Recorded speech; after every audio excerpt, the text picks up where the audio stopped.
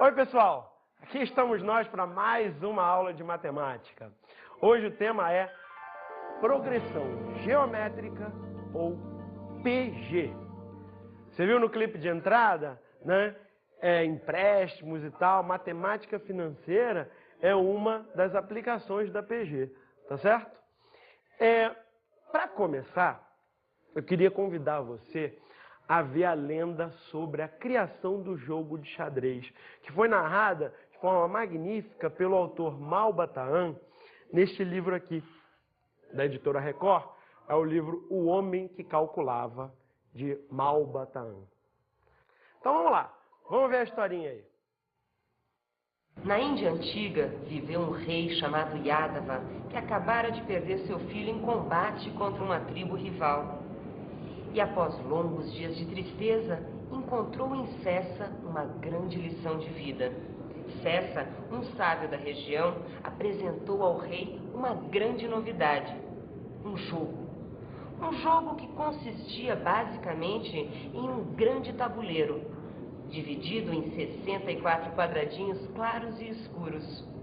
Um jogo que propiciou ao rei grandes momentos e também muitas vitórias. Como bom estrategista que era, ninguém ganhava dele. O rei agora estava mais alegre, tinha se recuperado da perda de seu filho e perguntou a Sessa o que queria em troca. Em vez de pedir um saco cheio de ouro ou uma arca repleta de joias, o sábio ordenou seu pagamento em grão de trigo, espantando a todos. Sessa disse que queria 1 grão de trigo pela primeira casa do tabuleiro, 2 pela segunda, 4 pela terceira, 8 pela quarta, e assim dobrando sucessivamente até a 64ª e última casa.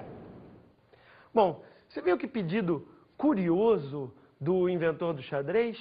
Ele quer 1 grão de trigo pela primeira casa, 2 pela segunda, depois 4, depois 8, dobrando a cada casa. Esse é um exemplo de progressão geométrica, tá certo? Isso é uma sequência de números que a cada passo, né, cada número é o anterior multiplicado por alguma coisa constante, neste caso 2, tudo bem? O que o Sessa pediu foi justamente a soma dos termos de uma PG, nesse caso uma PG com 64 termos, né? 1 mais 2 mais 4 mais 8 e etc. O rei, você viu que ficou indignado. Poxa, mas como o cara é humilde, por que ele pede tão pouco? E você? Você acha que ele pediu pouco realmente? Vamos ver como continua a história. O rei manda providenciar o presente imediatamente, mas logo é interrompido por um matemático. O matemático explicou que se tratava de um número cuja grandeza era inconcebível para a imaginação humana e que a porção de trigo pedida pelo sábio era suficiente para fazer uma montanha 100 vezes mais alta que o Himalaia, portanto, sem condições de ser levada a sério. Mais uma vez, o sábio provou o seu valor, só que agora a partir da matemática. Por curiosidade, o número exato de grãos de trigo é 2 elevado a 64 menos 1. Se você fizer essa conta, você vai achar esse número enorme aí, que é da casa dos quinquilhões. É realmente uma quantidade de trigo muito grande e surpreendente. Tudo bem? Ok. Esse é um exemplo curioso de PG que já te diz que PG é uma sequência que cresce muito rápido, tá legal? Fica com isso em mente, porque daqui a pouco você vai precisar em outros exercícios, tá bom? Outros exemplos de PG, tá certo? De novo, o que é a PG? É uma sequência em que cada termo vai ser, né, o anterior vezes um número constante chamado razão da PG. Olha aí, outro exemplo de PG. Começamos com 5. Próximo termo, 15. Bom, se isso vai ser uma PG, qual a razão? De 5 para 15 você multiplicou por quanto? Por 3, tá certo? Então, olha lá o próximo termo. 45, que é o quê? 15 vezes 3. Quem vai ser o próximo? 45 vezes 3, que dá quanto? 135. E assim por diante, você vai multiplicando por 3, você vai achar aí 405, 1.215 e assim por diante, sempre multiplicando por 3. Tudo bem? Mais um exemplo. Essa aí começa com 1.000, tá certo? Próximo termo, 500. Opa, multiplicou? Não, dividiu, né? Ah, gente, mas dividir é a mesma coisa que multiplicar. Porque dividir por 2 é a mesma coisa que multiplicar por 1/2. Então temos aí uma PG de razão 1/2. Tá legal? Multiplica de novo por 1/2, dá quanto? 250, você está vendo lá. Tá certo? Próximo termo, multiplica por meio, 125. Tudo bem? Daí em diante, a gente pode representar com frações, né? 125 sobre 2 e o próximo 125 sobre 4 e assim por diante, sempre dividindo por 2, que é a mesma coisa que multiplicar por meio. Tá bom? Ótimo. Agora vamos pensar, o nome é progressão geométrica. Será que não tem alguma coisa a ver com geometria? Existe uma maneira geométrica de visualizar a PG, né? Uma maneira geométrica de visualizar a PG que é muito útil. Dá uma olhada. Esse ângulo que você está vendo aí na figura, eu chamo de um ampliador de quadrados. Por quê? Porque se entrar um quadrado ali, a gente consegue ampliar esse quadrado facilmente, conforme você está vendo aí ser desenhado. Tá legal? Você vai desenhando um quadrado atrás do outro, e isso é uma ampliação. Tá certo? Repare que a razão da ampliação, quer dizer, o quanto o quadrado cresceu, depende apenas daquele ângulo do início da figura. Tudo bem? Vamos fazer sucessivamente com 3 quadrados e ver o que acontece. Olha lá. Muito bem.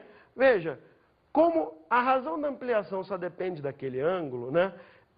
Desse quadrado para esse, a razão, quer dizer, a ampliação, também conhecida em geometria como razão de semelhança, desse quadrado para esse, é a mesma que desse quadrado para aquele outro.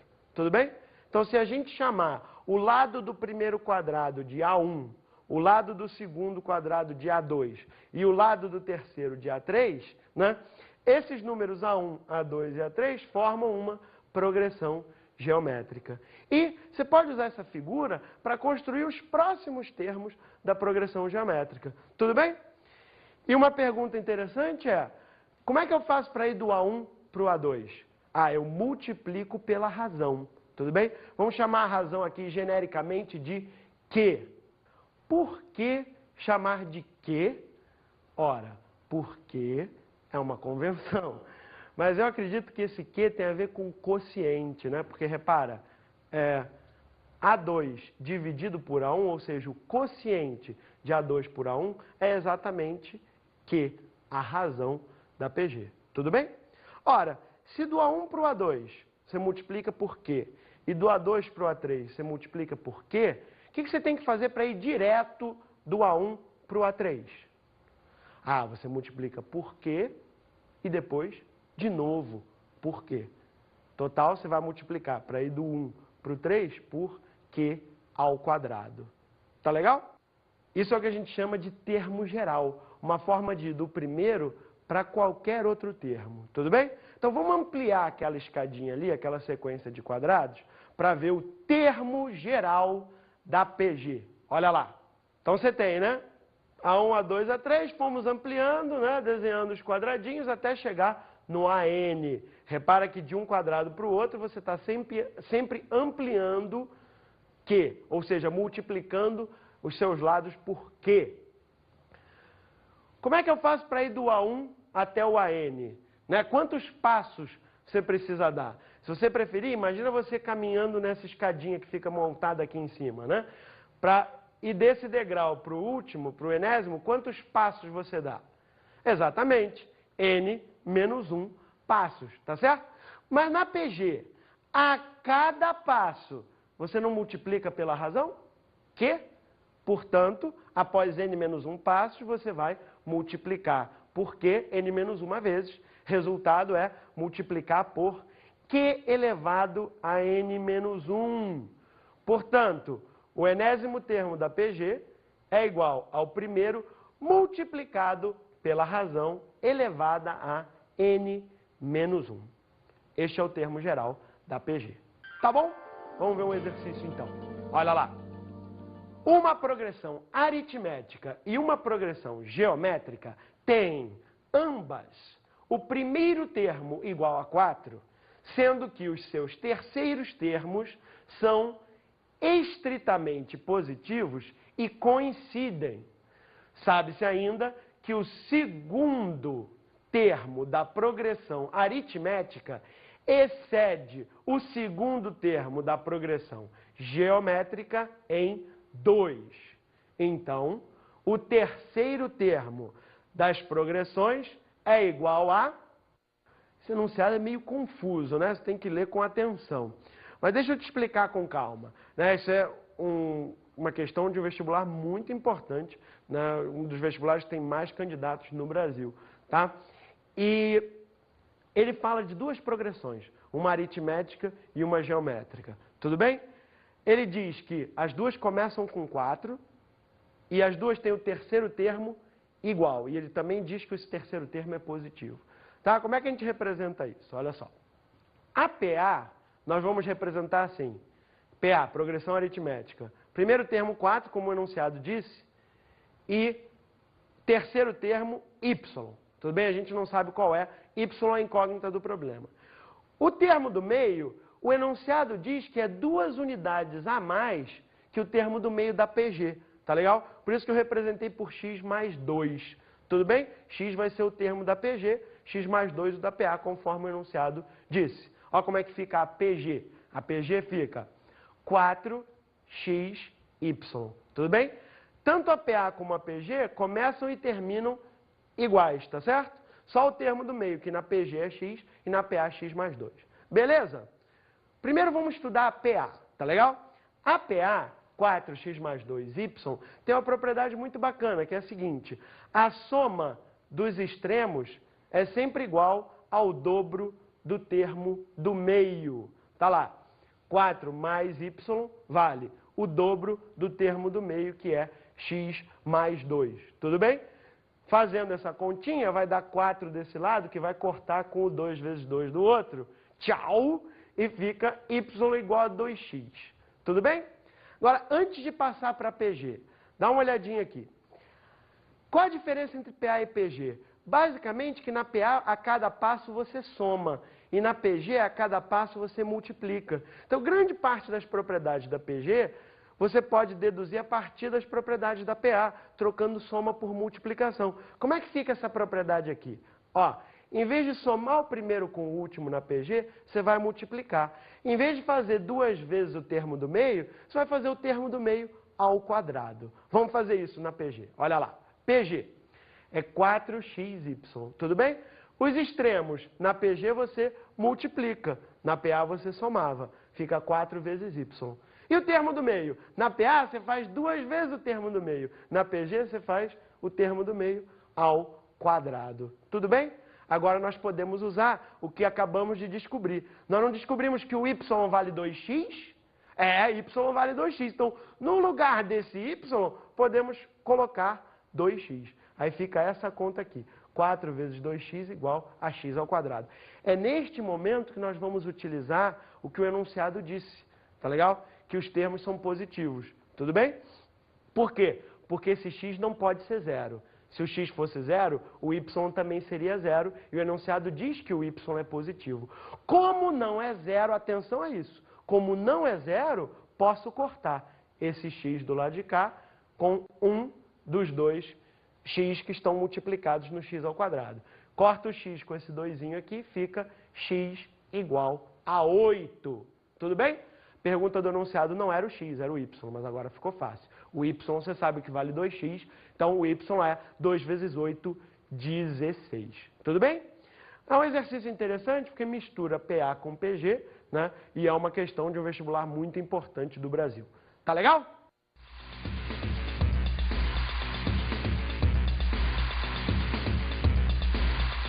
Se eu lhe emprestar R$1.000, com 20% de juros ao mês, quanto você acha que você vai pagar após 3 meses? Não sei. Não sabe? 1.440.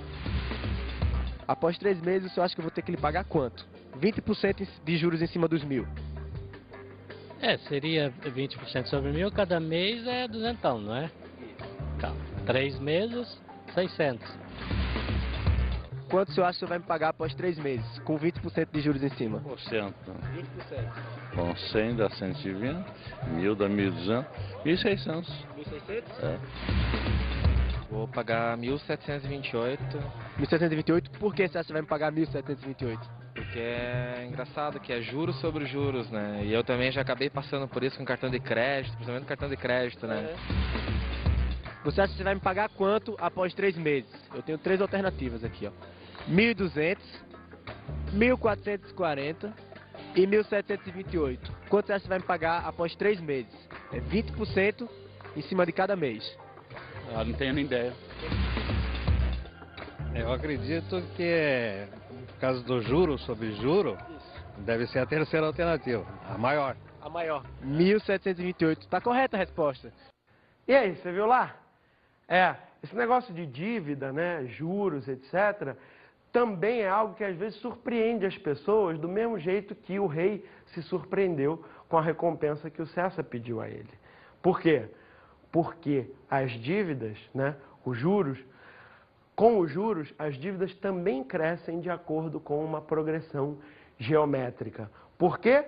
Você viu que teve gente lá na enquete que sabia. Porque é juros sobre juros, tá certo? Cada vez que você tem, se deixar a dívida parada, né, um mês teve juros. No mês seguinte, os juros são calculados em cima do montante inicial, mas também dos juros acumulados. Tá legal? Bom, pensa comigo. Se a taxa de juros é de 20%, tá legal? O que ocorre após um mês?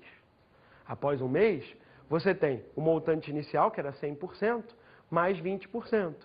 100% mais 20% equivale a 120%. 120% é 120 dividido por 100, 1,2. Moral da história é o seguinte, depois de um mês, a dívida se transforma em 1,2 vezes a dívida anterior. O que é isso? Claro, é uma progressão geométrica. Cada termo é o anterior multiplicado por 1,2. Se deixar mais um mês correr a dívida, você vai multiplicar de novo por 1,2. Então, total vai ser 1,2 ao quadrado. Tá legal? E 3 meses?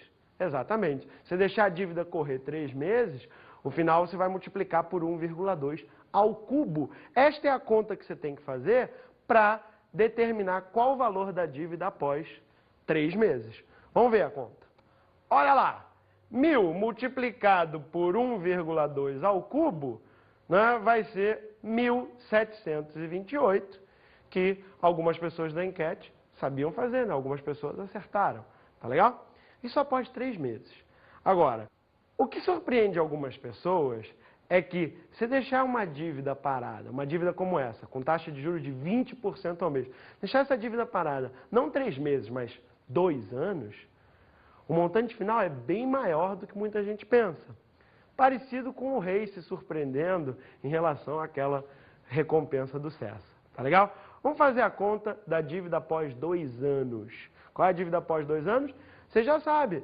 Vão se passar 2 anos, 24 meses, você tem que fazer 1,2 elevado a 24.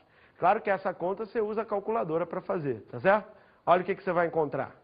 Você vai encontrar aí, ó, R$ 79.496,85, né? Tá vendo como cresce esse negócio? Então, o livro conta que o rei aprendeu a lição. Ele não deve prometer algo antes de saber exatamente o que ele está prometendo. Quando você assume uma dívida, é parecido, tá certo? É bom você saber PG para saber exatamente calcular que tipo de compromisso é a dívida que você está assumindo. Entendido? Então agora podemos ver a soma dos termos de uma PG. Bom, pessoal, para somar os termos de uma PG, eu vou usar novamente aquela alegoria dos quadrados, né? Dá uma olhada na figura. Ó, você tem uma PG que vai de A1 até AN. Nós queremos somar todos os termos dessa PG. Na figura, isso significa somar os lados de todos aqueles quadrados lá. Tudo bem? Bom, mas repara o seguinte, quando você multiplica cada termo pela razão da PG, o termo não se transforma no próximo? Dá uma olhada no que acontece se a gente multiplicar esse pedaço inteiro, toda essa fila de quadrados, a gente multiplica pela razão da PG. Olha o que acontece. Se transforma, os números de A1 até a N se transformaram nos números de A2 até a N mais 1. Bom, com isso, nós podemos calcular a soma dos termos da PG, analisando essa figura final aí. A soma original é essa daqui, que vai do A1 até a N. Tudo bem? Está representada por Sn. Quando a gente multiplicou essa soma inteira pela razão da PG, ela se transformou nesse pedaço aqui que está em laranja, tá vendo? Do A2 até o AN mais 1, né? Que é o cara que vem depois do AN.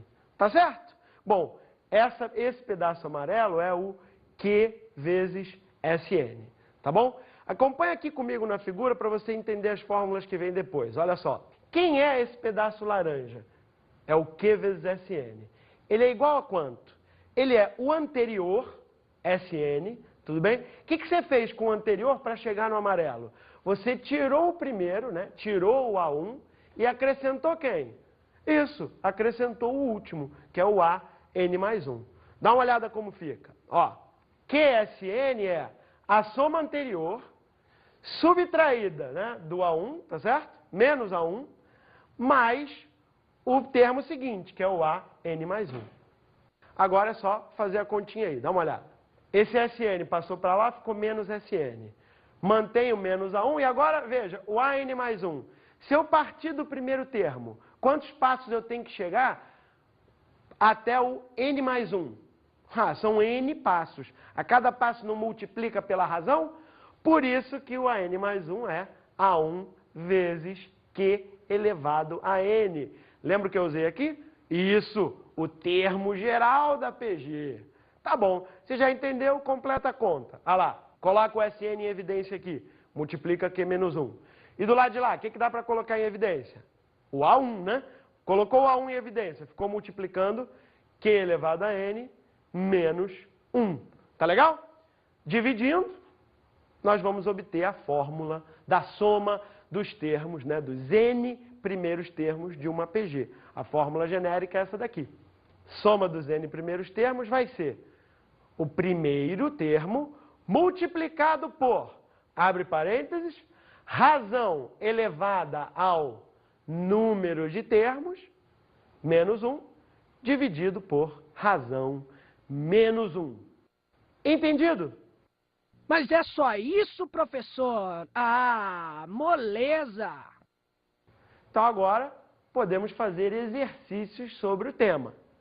Começando, é claro, por aquele da história do jogo de xadrez. Afinal de contas, qual foi a recompensa que ele pediu? 1 mais 2 mais 4 mais 8, etc. Até o último termo. Quem é o último termo?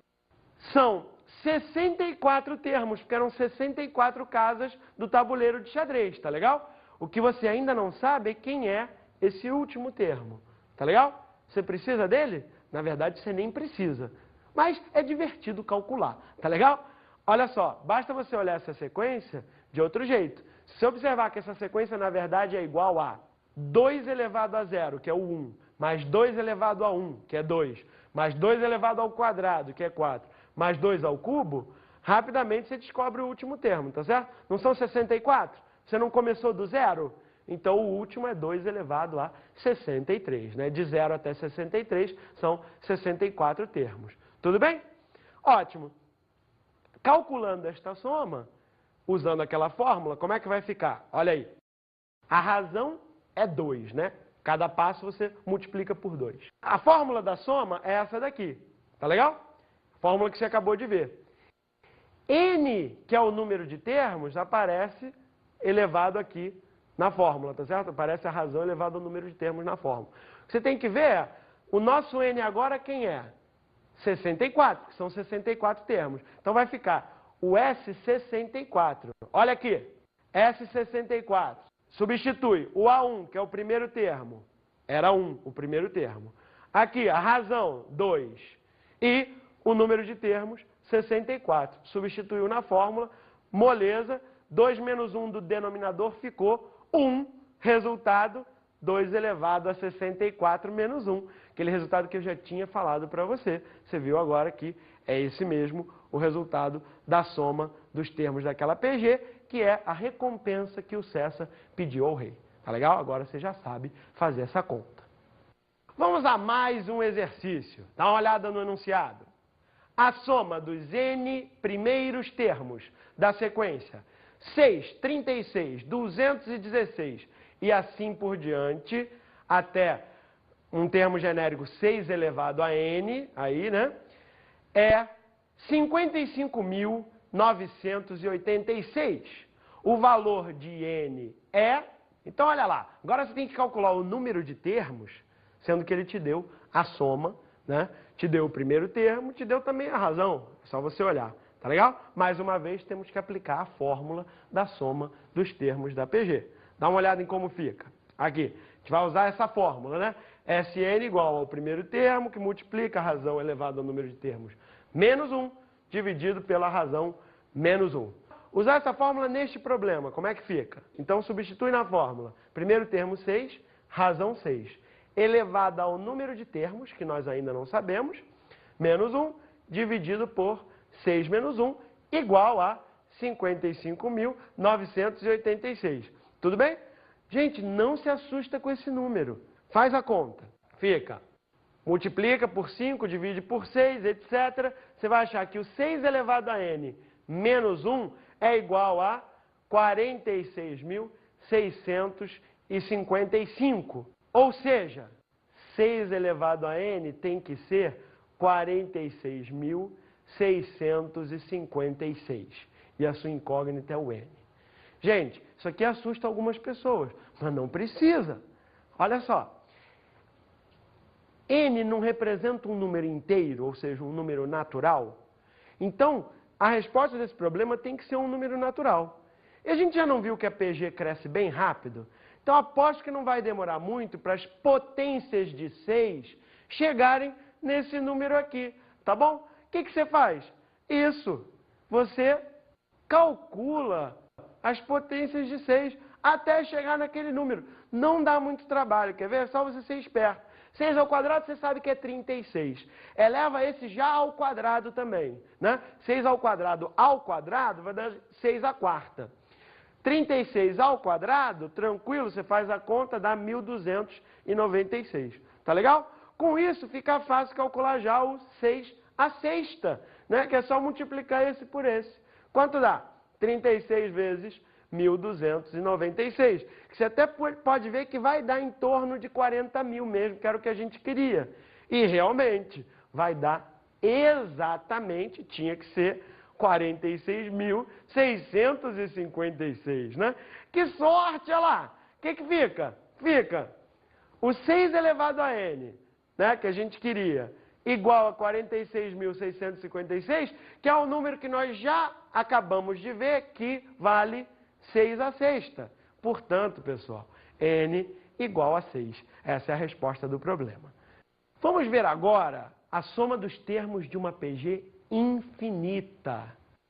Esse tema é legal porque é uma das poucas oportunidades, né, no ensino médio que a gente tem para lidar com o infinito. Tá bom? Repara, algo muito importante. Para você somar infinitos termos de uma PG, esses termos têm que estar diminuindo em módulo. Porque senão, se crescer em módulo, quanto mais você somar para o infinito, maior vai ficar, né, em módulo e não vai dar certo. Portanto, lembra, para somar termos de uma PG infinita, para começar, o módulo da razão é menor do que 1. Se ele for menor do que 1, aí você pode somar termos de uma PG infinita. É isso aqui, ó. Estou representando com S infinito, tá legal? É a soma A1 mais A2 mais A3, só que agora você soma indefinidamente. Tudo bem? Lembra, só pode fazer isso se o módulo da razão for menor do que 1. Eu estou sendo chato nisso, eu sei, mas é importante você não esquecer. Módulo da razão menor do que 1 para você poder somar. Tá legal? Se for, como é que fica essa soma? Bom, é muito simples de lembrar, tá? Basta fazer o seguinte, o primeiro termo dividido por 1 menos a razão. Tá legal? Eu vou fazer um exemplo e durante o exemplo você vai ver uma dica minha para você chegar a essa expressão sozinho. Tudo bem? Por que que a expressão é essa? Mas vamos ver um exemplo primeiro. O exemplo é o seguinte. Vamos somar os números meio mais 1/4 mais 1/8 e assim por diante. Ou seja, cada um é a metade do anterior. Tá legal? Vamos somar isso indefinidamente. Tudo bem? Repara que a razão é quanto? Meio. Meio tem módulo menor do que 1? Tem. Então, podemos fazer a soma infinita. Tá legal? Veja, por que que essa soma infinita realmente é um número finito? Porque isso é um mistério, né? Você soma infinitamente. Será que a resposta também não vai ser infinito? Não. E esse exemplo, essa figura mostra bem. Você tem aqui um quadrado de lado meio. Tudo bem? Agora a gente vai usar aquela mesma figura, só que em vez de desenhar os quadrados para o lado direito, nós vamos desenhar para o lado esquerdo. Por quê? Porque eles vão diminuir. A razão é meio, tá legal? Então o próximo é esse. Quadrado de lado 1/4. O próximo é um quadrado de lado 1/8. Gente, essa sequência vai continuar indefinidamente para o lado de cá. Só que os quadrados vão ficar cada vez menores. No entanto, os quadrados nunca vão ultrapassar o vértice do ângulo, não é verdade? Então, se você vai somar os lados dos quadrados, olha só, essa soma, esse lado, mais esse lado, mais esse lado, o que vai acontecer com essa soma? Você está vendo aqui intuitivamente, ela vai cada vez chegar mais próxima do quê? Da distância entre este vértice e este ponto, que é o final do primeiro quadrado. Tudo bem? Então, a resposta deveria ser, né, a resposta para essa soma deveria ser a distância daqui até lá. Vamos calcular essa distância, que é simples, quer ver? Esse quadrado não tem lado meio? Esse quadrado não tem lado metade de meio, que é 1/4? Portanto, este triângulo retângulo que aparece aqui tem que lados? Que catetos? Ah, aqui é metade do quadrado meio, ou seja, aqui é 1/4. E esse aqui, vale quanto? 1/4 também, né? Então esse é um triângulo retângulo isósceles, tá legal? Como a figura aqui apresenta vários triângulos semelhantes, todos os triângulos dessa figura também são retângulos isósceles. Portanto, se isso tudo aqui vale meio, quanto vale a distância daqui até o vértice? Exatamente, meio também. Por quê? Porque este triângulo retângulo tem os mesmos ângulos desse aqui, então também é um triângulo isósceles. Beleza? Olha como fica então. Este lado é meio, tá vendo? Que é o lado do quadradão, tá certo? E este lado nós acabamos de ver que também é meio. Resposta, daqui até lá, ou seja, a soma infinita dos lados dos quadrados vai ser igual a meio mais meio, 1, certo? Ou seja, a soma dos lados de todos esses quadrados até o infinito deveria dar 1.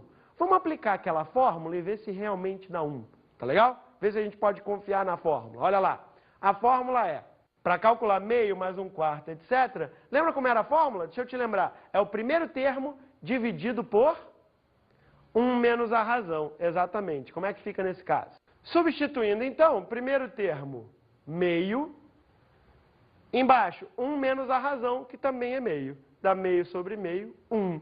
Realmente coincide com a nossa visão geométrica deste problema. Mais um exemplo importantíssimo agora. Olha só. Quanto vale 0,9999, repete 9 indefinidamente, chamada dízima periódica. Quanto vale essa dízima periódica? Bom, vamos fazer a conta. Essa dízima periódica equivale a somar 0,9 com 0,09 com 0,009, não é assim? Ou seja, 9 décimos, né, pode representar com fração. Vamos fazer isso com fração. Aqui, 9 décimos mais 9 centésimos mais 9 milésimos. Agora você viu bem claro que isso é uma PG, né? Qual a razão da PG? Daqui para cá, multiplica por 1/10. Se é uma PG, você está somando infinitos termos da PG. A razão tem módulo menor do que 1/10. Portanto, é só aplicar a fórmula. É o quê? Primeiro termo, 9/10, dividido por 1 menos a razão. Resultado, 9/10 dividido por 9/10 dá 1. 0,999, etc., é igual a 1. Cuidado, que de vez em quando aparece no vestibular. Verdadeiro ou falso? 0,999 reticências menor do que 1. Você já sabe. Falso, tá legal? Não é menor, é igual a 1, exatamente igual. Ô, professor, você é o rei do cálculo. Show de bola, professor. Gente, então é isso aí. Vamos ver as dicas de estudo.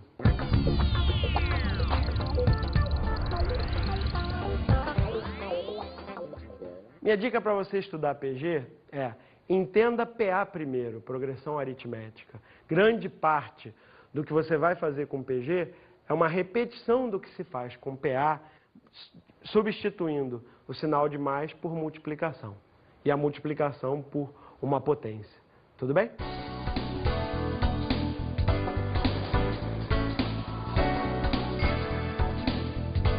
Na aula de hoje estudamos progressão geométrica. Estudamos o termo geral, calculamos a soma dos termos e vimos também que se a razão da PG for menor do que 1, é possível somar os termos indefinidamente, a soma de uma PG infinita. Bons estudos!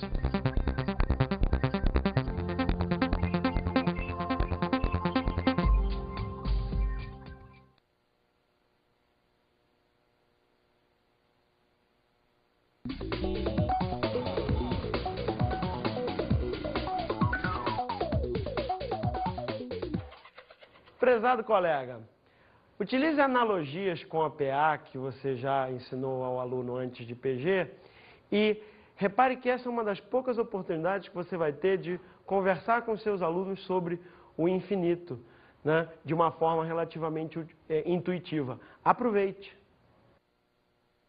No tabuleiro, 2 pela segunda, 4 pela terceira, 8 pela quarta, e assim dobrando sucessivamente até a 64ª e última casa. Bom, você viu que pedido curioso do inventor do xadrez? Ele quer 1 grão de trigo pela primeira casa, 2 pela segunda, depois 4, depois 8, dobrando a cada casa. Esse é um exemplo de progressão geométrica, tá certo? Isso é uma sequência de números que a cada passo, né, cada número é o anterior multiplicado por alguma coisa constante, neste caso, 2. Tudo bem? O que o Cessa pediu foi justamente a soma dos termos de uma PG. Nesse caso, uma PG com 64 termos, né? 1 mais 2 mais 4 mais 8 e etc. O rei, você viu que ficou indignado. Poxa, mas como o cara é humilde, por que ele pede tão pouco? E você? Você acha que ele pediu pouco, realmente? Vamos ver como continua a história. O rei manda providenciar o presente imediatamente, mas logo é interrompido por um matemático. O matemático explicou que se tratava de um número cuja grandeza era inconcebível para a imaginação humana. Batahan, neste livro aqui, da editora Record, é o livro O Homem que Calculava, de Malbatahan. Então vamos lá, vamos ver a historinha aí. Na Índia Antiga, viveu um rei chamado Yadava, que acabara de perder seu filho em combate contra uma tribo rival. E após longos dias de tristeza, encontrou em Cessa uma grande lição de vida. Cessa, um sábio da região, apresentou ao rei uma grande novidade, um jogo. Um jogo que consistia basicamente em um grande tabuleiro, dividido em 64 quadradinhos claros e escuros. Um jogo que propiciou ao rei grandes momentos e também muitas vitórias. Como bom estrategista que era, ninguém ganhava dele. O rei agora estava mais alegre, tinha se recuperado da perda de seu filho e perguntou a Cessa o que queria em troca. Em vez de pedir um saco cheio de ouro ou uma arca repleta de joias, o sábio ordenou seu pagamento em grão de trigo, espantando a todos. Cessa disse que queria 1 grão de trigo pela primeira casa.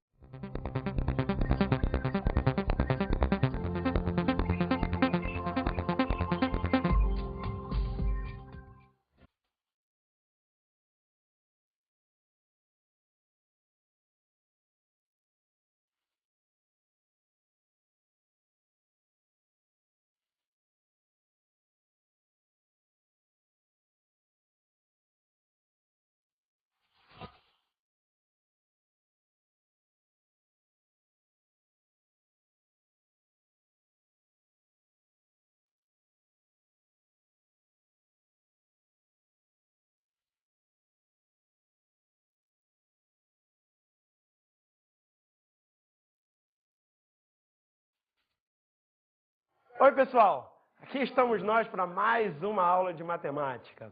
Hoje o tema é progressão geométrica ou PG. Você viu no clipe de entrada, né? Empréstimos e tal, matemática financeira é uma das aplicações da PG, tá certo? Para começar, eu queria convidar você a ver a lenda sobre a criação do jogo de xadrez, que foi narrada de forma magnífica pelo autor Mal Razão. De 5 para 15 você multiplicou por quanto? Por 3, tá certo? Então, olha lá o próximo termo. 45, que é o quê? 15 vezes 3. Quem vai ser o próximo?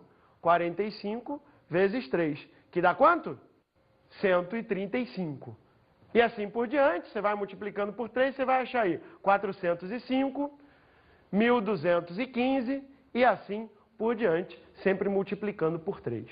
Tudo bem? Mais um exemplo. Essa aí começa com 1.000, tá certo? Próximo termo, 500.